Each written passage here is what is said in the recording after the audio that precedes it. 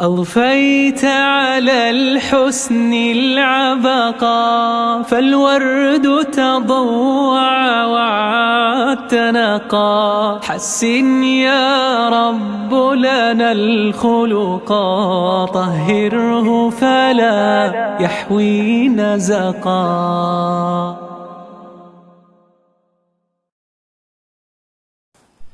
Assalamualaikum warahmatullahi wabarakatuh.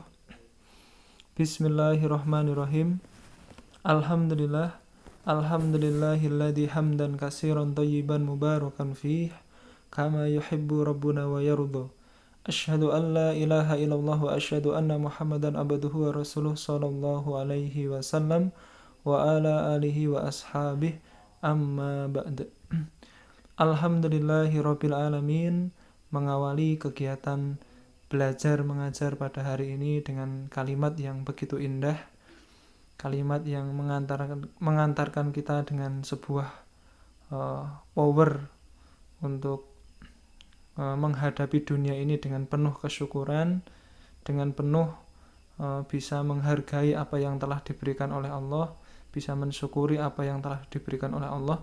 Itu adalah sebuah kewajiban bagi kita sebagai orang iman karena telah diberi kenikmatan oleh Allah. Alhamdulillah jazahumullahu khaira. Alhamdulillah jazakumullahu khaira. Bersyukur pada anak-anakku semuanya kelas 7. Anak-anakku semuanya kelas 7 yang telah semangat mengikuti kegiatan belajar mengajar pada hari ini, atas kedisiplinannya, atas kesemangatannya, atas antusiasnya. Sekali lagi saya saksikan dan saya syukuri. Alhamdulillah jazakumullahu khaira. Semoga pada hari ini Allah memberikan aman, selamat, lancar, dan ilmu hikmah yang banyak dan barokah. Alhamdulillah jazakumullahu khaira. Baik, pada kegiatan belajar mengajar hari ini tentunya masih dengan kondisi yang masih daring. Insya Allah nanti bertahap karena masih menunggu tahapan-tahapan di sekolah kita. Nanti insya Allah mulai dari kelas 9 ini sudah PTM, kemudian nanti dilanjut kelas 8 dan nanti kelas 7 insya Allah semuanya bisa PTM, pembelajaran tatap muka di sekolah SMP Budi Utomo Surakarta. Baik, untuk membarokahkan waktu pada kegiatan belajar mengajar hari ini, langsung saja pada hari ini kita sudah menginjak pada bab yang ke-6, yaitu dengan judul bab dengan ilmu pengetahuan semua menjadi lebih mudah. Dari judul ini bisa menggambarkan pada diri kita bahwa ilmu pengetahuan ya, apapun itu termasuk ya utamanya ilmu ya ilmu agama, Quran dan Al-Hadis. Dan ilmu pengetahuan di luar Quran dan Hadis itu juga banyak sekali. Ya salah satunya yang mungkin pada saat ini anak-anak SMP mulai dari kelas 7 ya juga ada ilmu pengetahuan alam, pengetahuan sosial, fisika dan sebagainya. Itu juga termasuk ranah dalam ilmu pengetahuan. Nah, dengan itu semuanya ternyata akan menjadikan kehidupan ini menjadi lebih mudah. Nah, bagaimana pembahasannya? Oke, next kita bahas. Oke. Untuk pembahasan kali ini nanti yang akan kita bahas atau peta konsep yang akan kita bahas, yang pertama adalah Islam dan ilmu pengetahuan. Jadi ranahnya di dalam ranahnya Islam, ilmu pengetahuan itu bagaimana. Kemudian kita akan membahas nanti membaca dan menghafal. Kalau menghafal nanti tidak saya wajibkan, silahkan anak-anak nanti mandiri untuk surat ini ya, surat Ar-Rahman nomor surat 55 ayat 33 dan surat Al-Mujadalah ayat 11 nomor suratnya 58.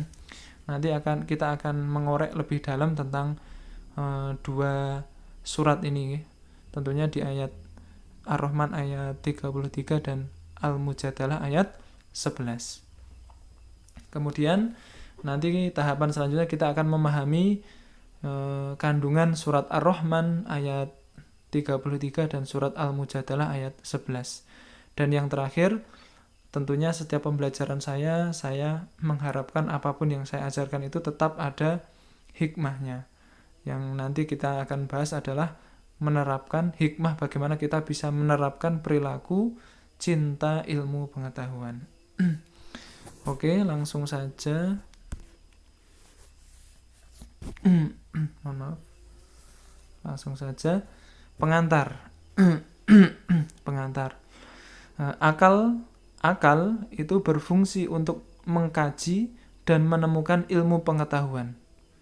Jadi kalau kita oleh Allah Subhanahu wa taala diberikan akal, nikmat akal, itu berfungsi untuk mengkaji dan menemukan ilmu pengetahuan. Kemudian ilmu pengetahuan dapat menciptakan peralatan yang canggih. Akhirnya manusia dengan ilmu pengetahuan dan karyanya dapat menembus penjuru langit dan bumi.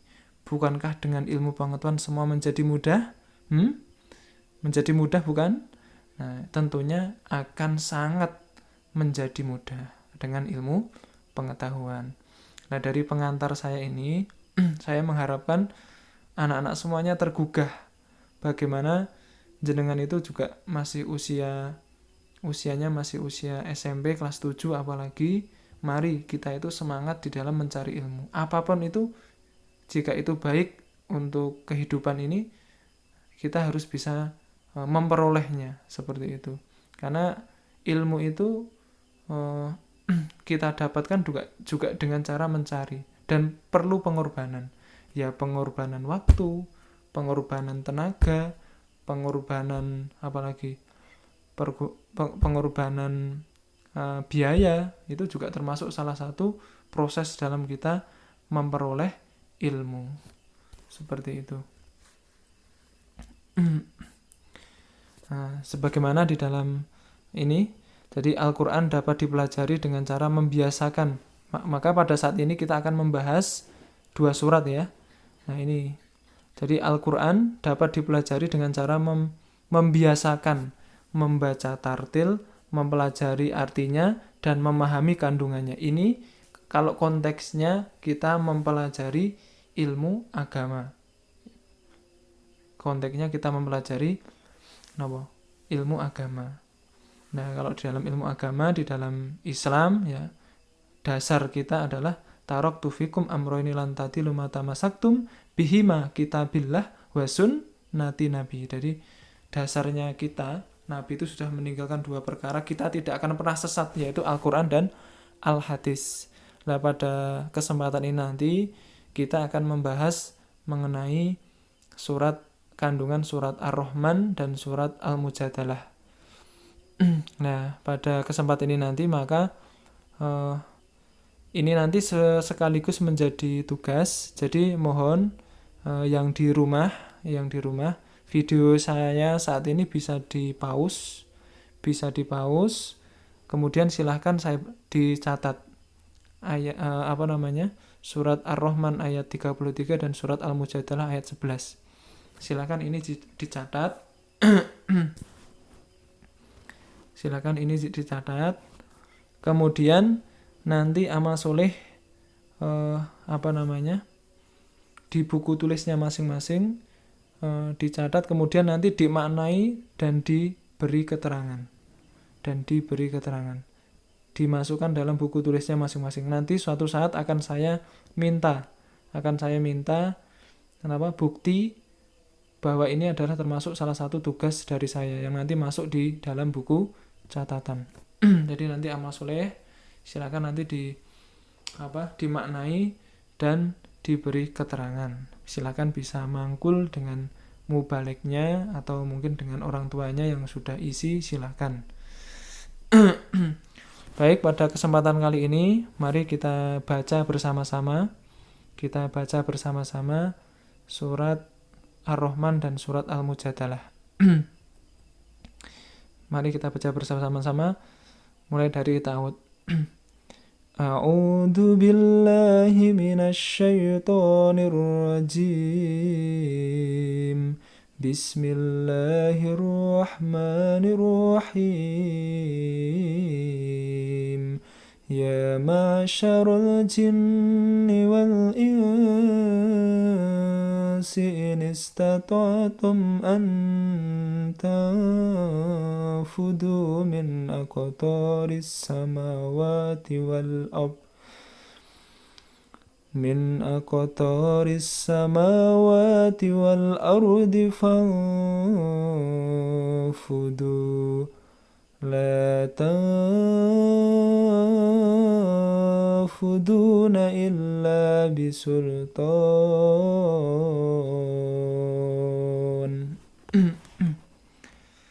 Kemudian surat Al-Mujadalah ayat 11. Bismillahirrahmanirrahim. Ya ayyuhalladzina amanu idza qila lakum tafassahu fil majalisi faqsahu yafsakhillahu lakum wa idza qila suzu fansuzu yarfa'illahu alladhina amanu minkum walladhina utul ilma darajat wallahu bima ta'maluna khabir.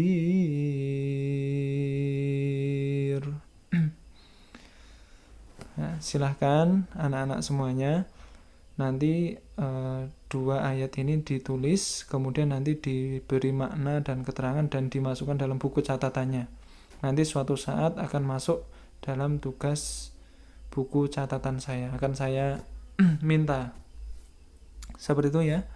Oke, selanjutnya kita akan membahas kandungan Quran surat Ar-Rahman nomor surat 55 ayat 33 serta hadis terkait.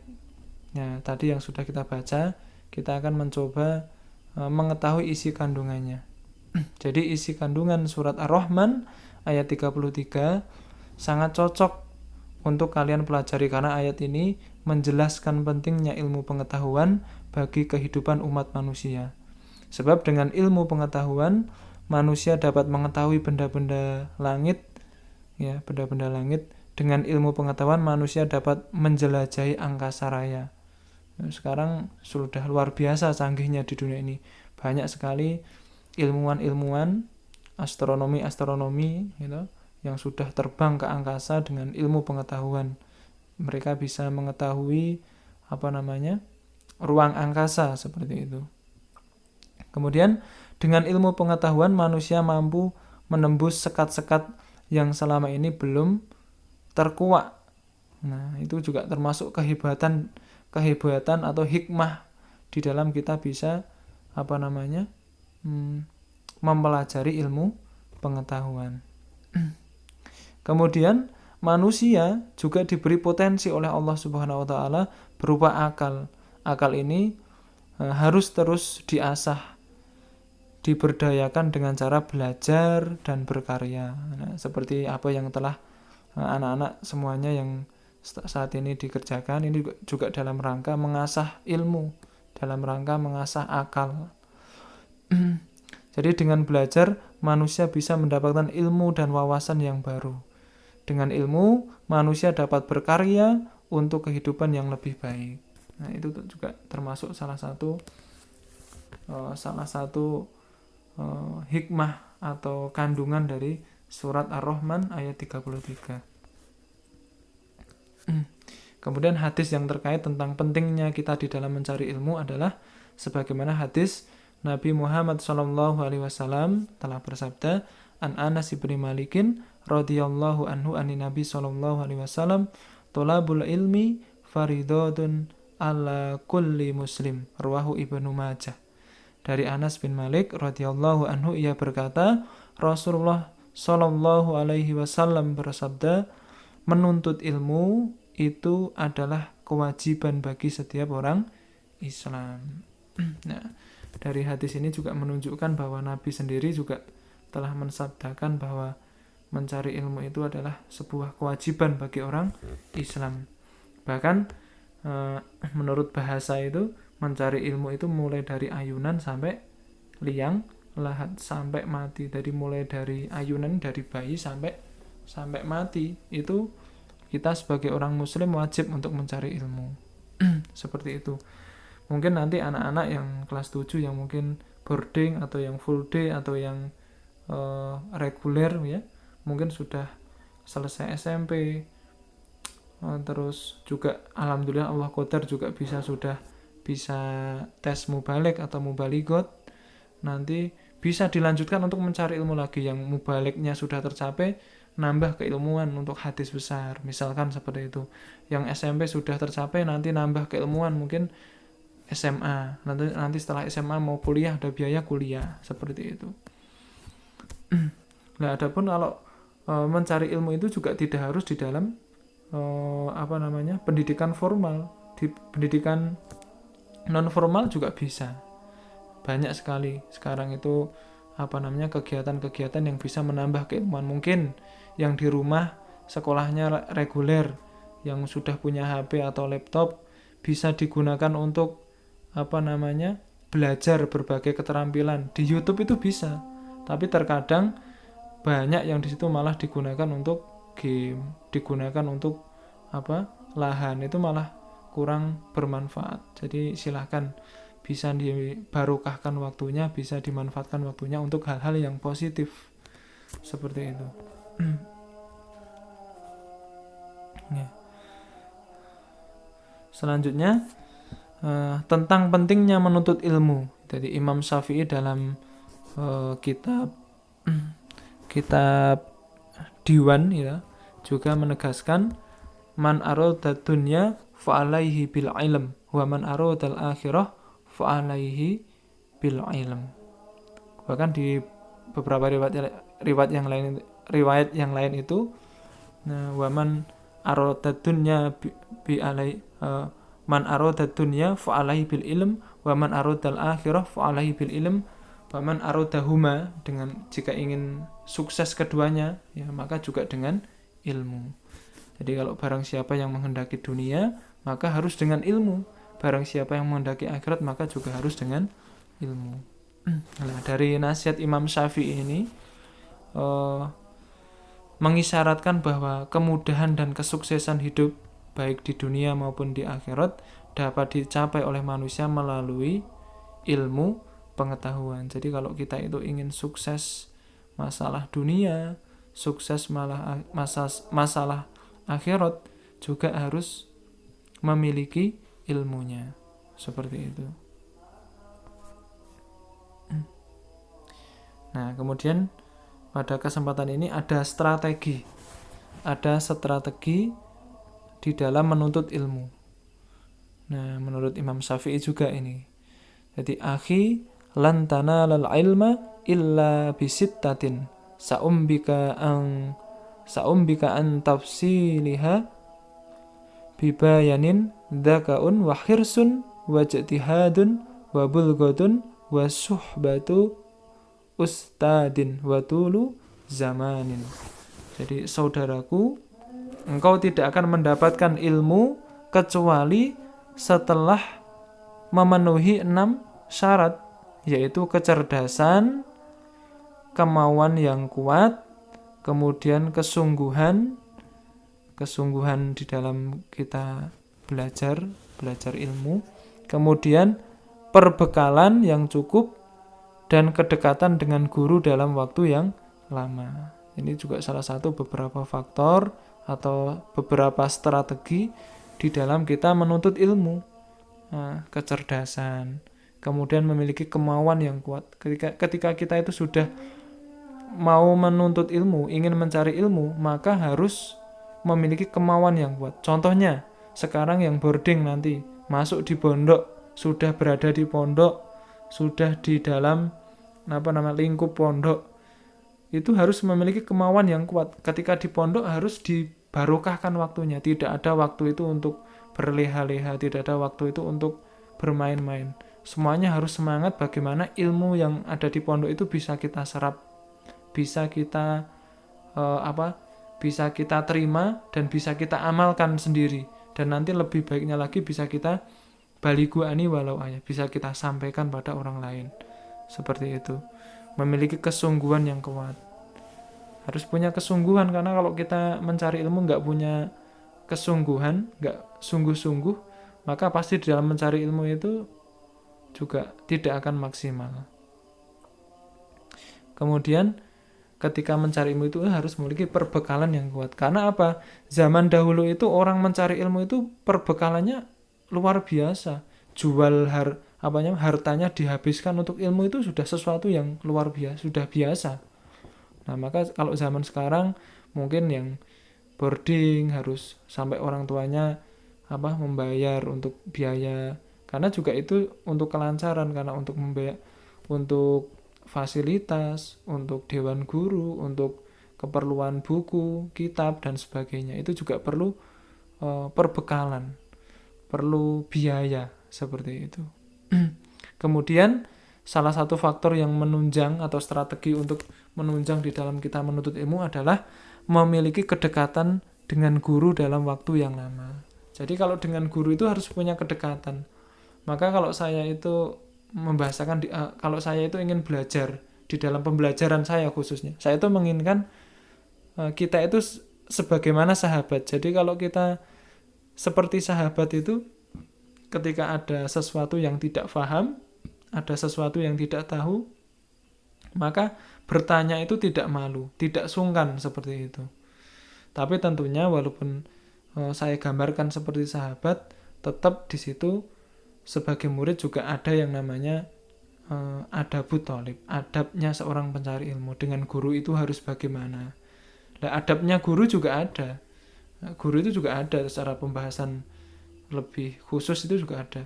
Kalau sebagai murid, adabnya sebagai adabut thalib, sebagai murid juga menghormati majelis taklim, menghormati guru, menghormati ilmu dan sebagainya.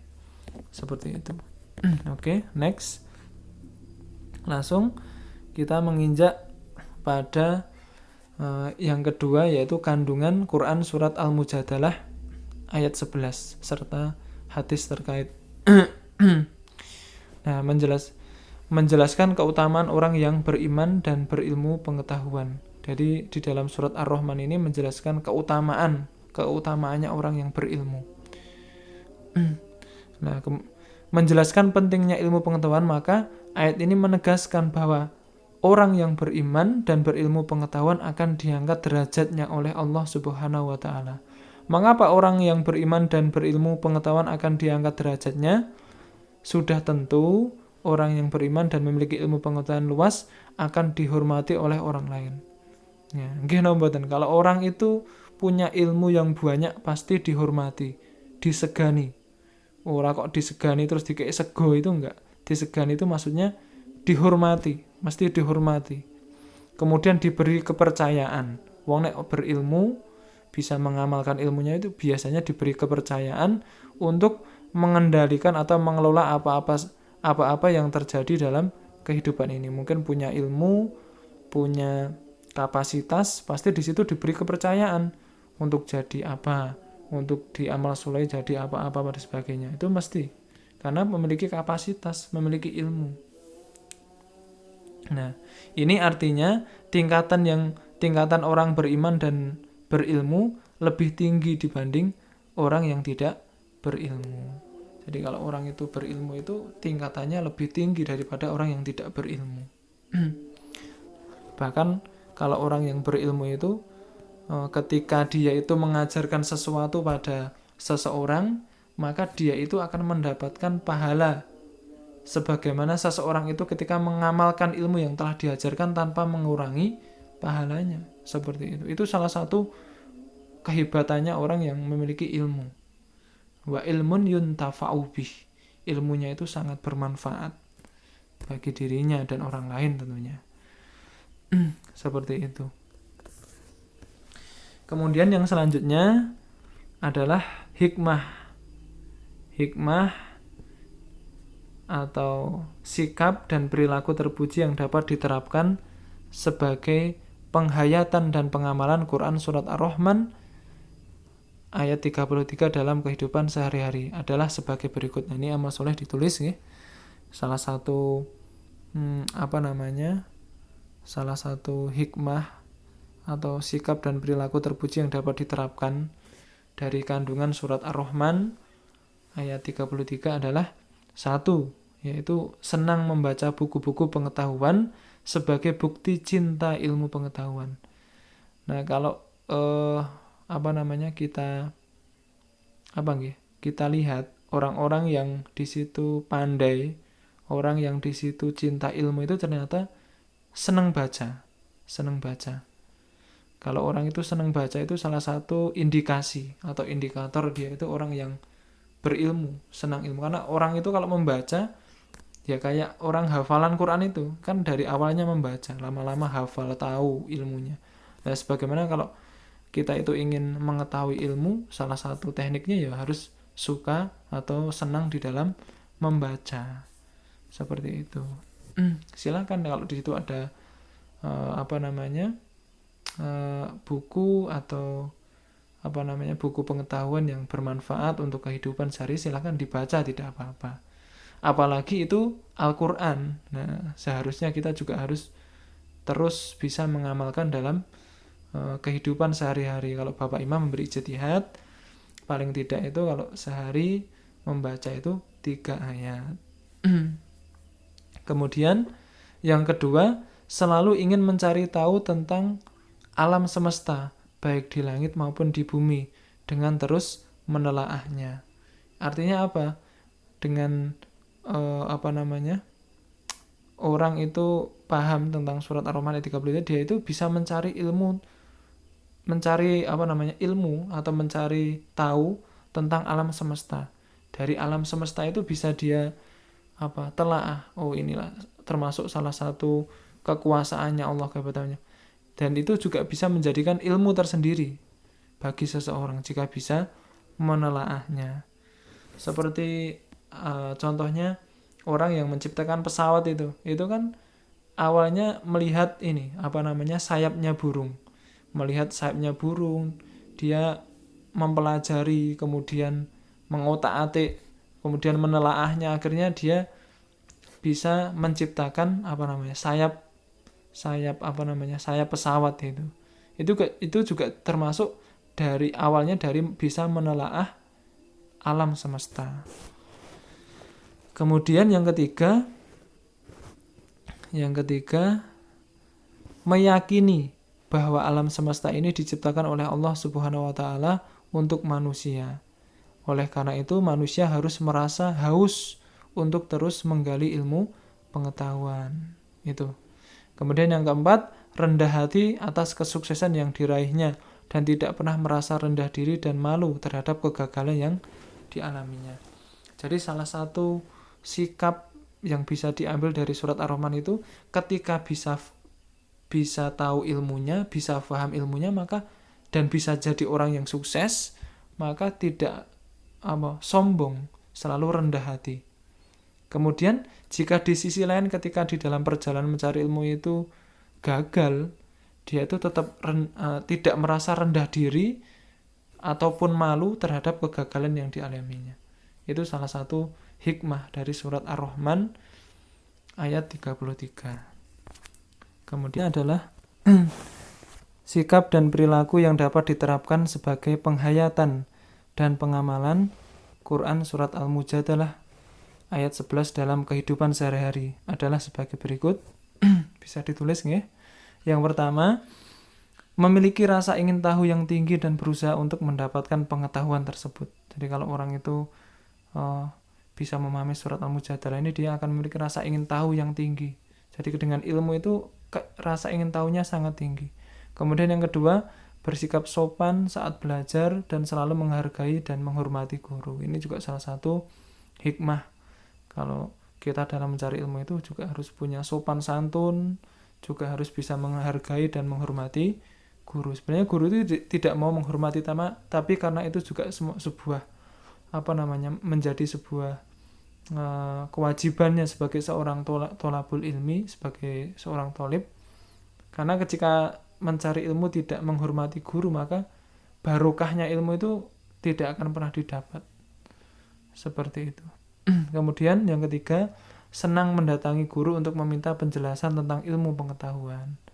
Jadi senang untuk mendatangi guru. Kemudian selalu menyeimbangkan ilmu pengetahuan yang dimilikinya dengan keyakinan terhadap kekuasaan Allah Subhanahu wa taala. Jadi antara ilmu dengan keyakinan dengan Allah itu bisa diseimbangkan. Seperti itu. Alhamdulillah, jazakumullahu khairan. Mungkin itu yang bisa saya sampaikan, banyak kurang dan lebihnya saya mohon maaf yang sebesar-besarnya. Jangan lupa surat Ar-Rahman ayat 33 dan surat Al-Mujadalah ayat 11 ditulis, kemudian diberi makna dan diberi keterangan, dan nanti ditulis buku catatannya masing-masing. Insya Allah nanti suatu saat akan saya نور أطل على الحياة رحيما وبكافه فاض السلام عميما لم تعرف الدنيا عظيما مثله صلوا عليه وسلموا تسليما